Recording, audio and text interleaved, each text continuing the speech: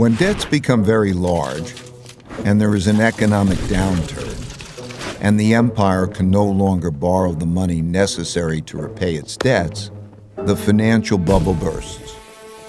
This creates great domestic hardships and forces the country to choose between defaulting on its debts or printing a lot of new money. It always chooses to print a lot of new money, at first gradually and eventually massively. That devalues the currency and raises inflation. For the Dutch, this was the financial crisis brought about by financial excesses and paying for the Fourth Anglo-Dutch War. Similarly, for the British, it was paying for its financial excesses and its debts from the two world wars. And for the U.S., it's been 3 cycles of debt finance booms and busts since the 90s, with the central bank stepping in each time with stronger measures.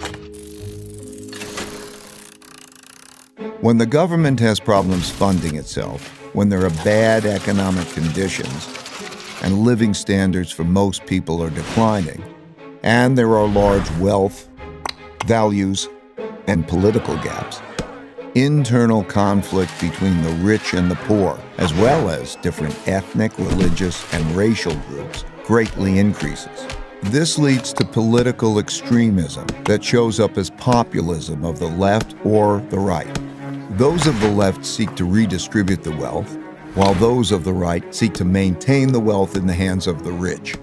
Typically, during such times, taxes on the rich rise, and when the rich fear their wealth and well-being will be taken away, they move to places, assets, and currencies they feel safer in. These outflows reduce the empire's tax revenue, which leads to a classic, self-reinforcing, hollowing out process. When the flight of wealth gets bad enough, governments outlaw it. Those seeking to get out begin to panic. These turbulent conditions undermine productivity, which shrinks the economic pie and causes more conflict about how to divide the shrinking resources. Populist leaders emerge from both sides and pledge to take control and bring about order. That's when democracy is most challenged because it fails to control the anarchy. And it is when the move to a strong populist leader who will bring order to the chaos is most likely.